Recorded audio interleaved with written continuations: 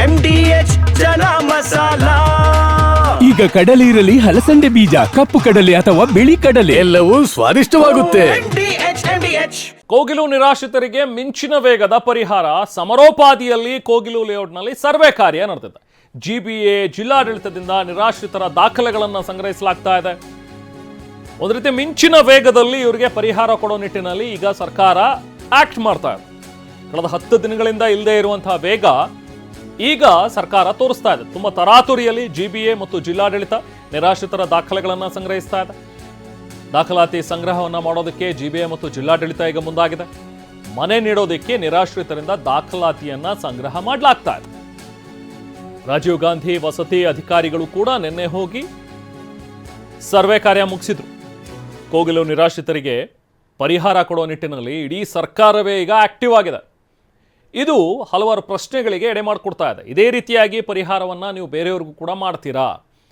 ಯಾಕೆ ಈ ವಿಚಾರದಲ್ಲಿ ಮಾತ್ರ ಇಷ್ಟೊಂದು ಅರ್ಜೆನ್ಸಿ ತೋರಿಸ್ತಾ ಇರುವಂಥ ಸರ್ಕಾರ ಬೇರೆ ಬೇರೆ ಭಾಗಗಳಲ್ಲೂ ಕೂಡ ಆಗಿರುವಂತಹ ಕೆಲವೊಂದಷ್ಟು ಜನರಿಗೆ ತೊಂದರೆಗಳಾಗಿವೆ, ಅನ್ಯಾಯಗಳಾಗಿವೆ, ಅಲ್ಲೂ ಕೂಡ ಕೆಲವೊಂದಷ್ಟು ಜನ ನಿರಾಶ್ರಿತರಿದ್ದಾರೆ.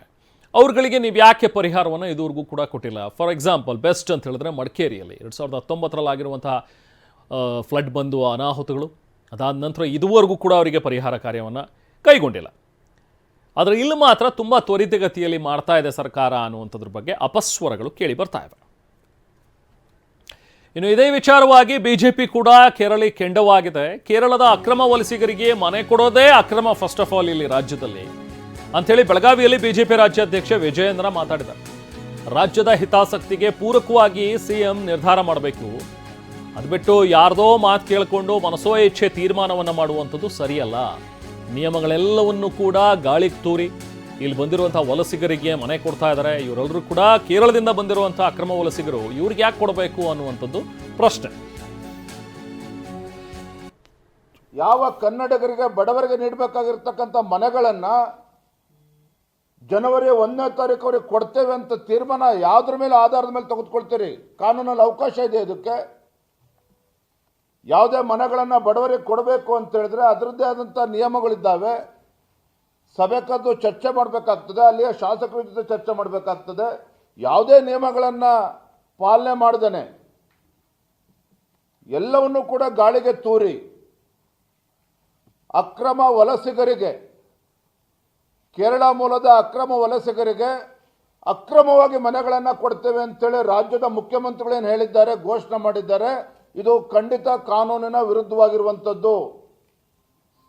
ಮುಖ್ಯಮಂತ್ರಿಗಳು ಉಪಮುಖ್ಯಮಂತ್ರಿಗಳ ಈ ನಿರ್ಧಾರ ಇದೇ ಅಕ್ರಮ. ಹಿಂದೆ ವಯನಾಡಿನಲ್ಲಿ ಭೀಕರ ಪ್ರವಾಹ ಆದಾಗ 100 ಮನೆಗಳನ್ನು ಕಟ್ಟಿಸ್ಕೊಡ್ತೇವೆ ಅಂತೇಳಿ ಮಾನ್ಯ ಮುಖ್ಯಮಂತ್ರಿಗಳು ಸಿದ್ದರಾಮಯ್ಯನವರು ಘೋಷಣೆ ಮಾಡಿದರು. ಆನೆ ತುಳಿತಕ್ಕೆ ತತ್ಕ್ಷಣ 15 ಲಕ್ಷ ರೂಪಾಯಿ ಪರಿಹಾರ ಕೊಟ್ಟರು ಕೇರಳ ವಯನಾಡಿನ ಒಂದು ಘಟನೆಗೆ.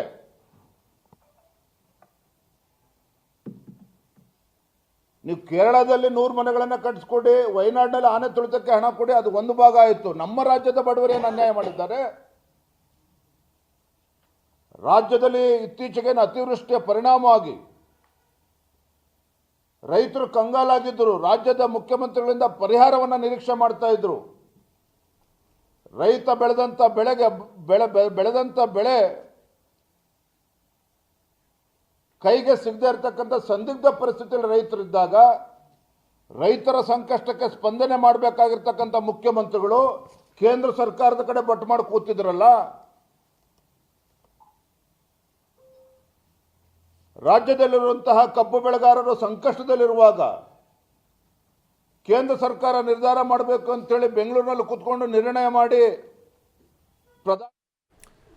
ದೇಶದ ಇತಿಹಾಸದಲ್ಲೇ ಇಷ್ಟು ತ್ವರಿತವಾಗಿ ಪರಿಹಾರ ಎಲ್ಲೂ ಕೂಡ ನೀಡಿಲ್ಲ ಅನ್ನುವಂಥದ್ದು ಮುನಿರತ್ನ ಅವರ ಮಾತು. ಕೋಗಿಲು ಒತ್ತುವರಿ ತೆರವಿಗೆ ಶಾಸಕ ಮುನಿರತ್ನ ಅವರು ಕೊಟ್ಟಿರುವಂಥ ಪ್ರತಿಕ್ರಿಯೆ.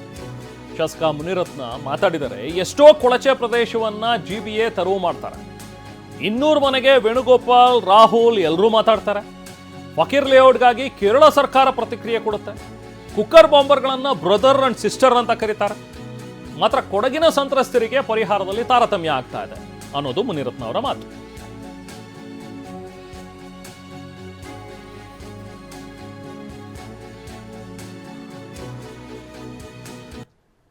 ತಾರತಮ್ಯ ಮಾಡ್ತಾ ಇದ್ದಾರೆ ಅನ್ನೋದಕ್ಕಿಂತ ಮಾಡಾಗೋಗಿದೆ. ಇನ್ನು ಹೊಸ್ದಾಗಿ ಏನು ಮಾಡಬೇಕಾಗಿಲ್ಲ.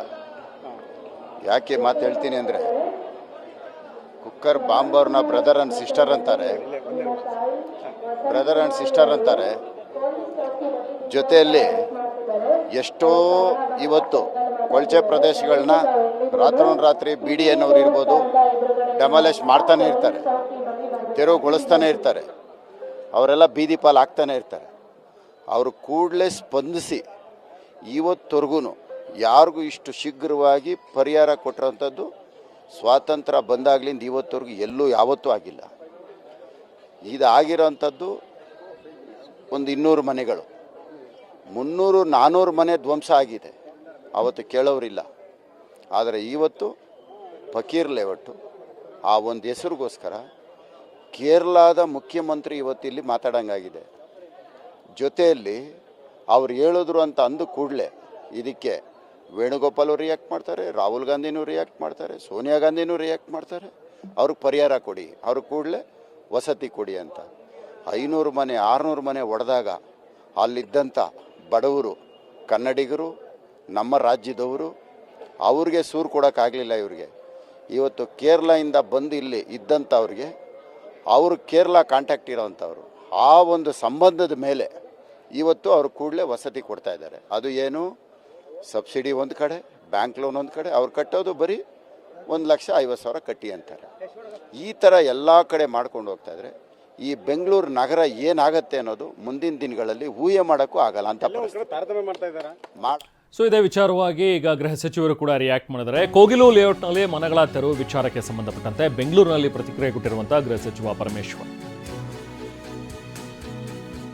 ಪರಿಶೀಲನೆ ಮಾಡಿನೇ ತೀರ್ಮಾನ ಮಾಡ್ತಾರೆ, ಅದನ್ನು ಅವರು ಕೂಡ ಅದೇ ರೀತಿಯಾಗಿ ಈಗ ಪರಿಶೀಲನೆ ಮಾಡಿಯೇ ತೀರ್ಮಾನ ಮಾಡಿರುವಂಥದ್ದು ಅನ್ನೋ ವಿಚಾರವನ್ನ ಗೃಹ ಸಚಿವ ಪರಮೇಶ್ವರ್ ಹೇಳಿದ್ದಾರೆ. ನಿನ್ನೆ ಸಿಎಂ ಮತ್ತು DCM ಸಭೆ ಮಾಡಿದ್ದಾರೆ. ಅವರಿಬ್ಬರು ಕೂಡ ಪರಿಶೀಲನೆ ನಡೆಸಿದ್ದಾರೆ. ಮನೆ ಕಳ್ಕೊಂಡವರಿಗೆ ಪರಿಹಾರ ಕೊಡೋದು ಅಥವಾ ಮನೆ ಕೊಡೋ ವಿಚಾರವಾಗಿ ಚರ್ಚೆಗಳಾಗಿದೆ. ನಿನ್ನೆಯ ಸಭೆಯಲ್ಲಿ ಮನೆ ಕೊಡುವ ತೀರ್ಮಾನ ಆಗಿದೆ ಅಂತಾರೆ ಗೃಹ ಸಚಿವರು. ಈಗಾಗಲೇ ನಿನ್ನೆ ಮುಖ್ಯಮಂತ್ರಿಗಳು ಉಪಮುಖ್ಯಮಂತ್ರಿಗಳು ಸಭೆ ಮಾಡಿ ಏನು ಅಲ್ಲಿ ಮನೆಗಳನ್ನು ಡೆಮಾಲಿಷ್ ಮಾಡಿ ಅವರು ಮನೆ ಕಳ್ಕೊಂಡಿದ್ದಾರೆ ಅವರಿಗೆ ಪರಿಹಾರ ಮತ್ತು ಮನೆಗಳನ್ನು ಕೊಡ್ತಕ್ಕಂಥ ತೀರ್ಮಾನವನ್ನು ಮಾಡಿದ್ದಾರೆ. ಬಹುಶಃ ಅಲ್ಲಿಗೆ ಅದು ಆ ಸಮಸ್ಯೆ ಬಗೆಹರಿಯುತ್ತೆ ಅಂತೇಳಿ ಅಂದ್ಕೊಂಡಿದ್ದೇನೆ. ಇಲ್ಲ, ಈಗ ಅದನ್ನು ಅವ್ರು ಪರಿಶೀಲನೆ ಮಾಡಿ ಅವೆಲ್ಲ ಸಾಧಕ ಬಾಧಕಗಳನ್ನ ನೋಡೇ ತೀರ್ಮಾನ ಮಾಡಿದ್ದಾರೆ. ಮುಖ್ಯಮಂತ್ರಿಗಳು ಮತ್ತು ಉಪಮುಖ್ಯಮಂತ್ರಿಗಳು ತೀರ್ಮಾನ ಮಾಡಿರೋದು ಅವೆಲ್ಲ ನೋಡೇ ಪರಿಶೀಲನೆ ಮಾಡಿದ್ದಾರೆ. ಅದರಿಂದ ಆ ಸಮಸ್ಯೆ ಅಲ್ಲಿಗೆ ಬಗೆಹರಿಯುತ್ತದೆ ಅಂತ ಅಂದ್ಕೊಳ್ತೀನಿ. ಬೇರೆಯವರು ಹೇಳಿಕೆಗಳನ್ನು ಕೊಡೋದು, ರಾಜಕೀಯದ ಉದ್ದೇಶಗಳಿಂದ ಮಾತನಾಡೋದು, ವಿರೋಧ ಪಕ್ಷದವರು ಮಾತನಾಡೋದು, ಇದೆಲ್ಲ ಒಂದು ಭಾಗ. ನಾವು ಅವ್ರಿಗೆ ಏನು ಸಮಸ್ಯೆ ಬಗೆಹರಿಸಬೇಕಾಗಿತ್ತು ಅದನ್ನು ಬಗೆಹರಿಸಿದ್ದಾರೆ ಮುಖ್ಯಮಂತ್ರಿಗಳು ಮತ್ತು ಉಪಮುಖ್ಯಮಂತ್ರಿಗಳು.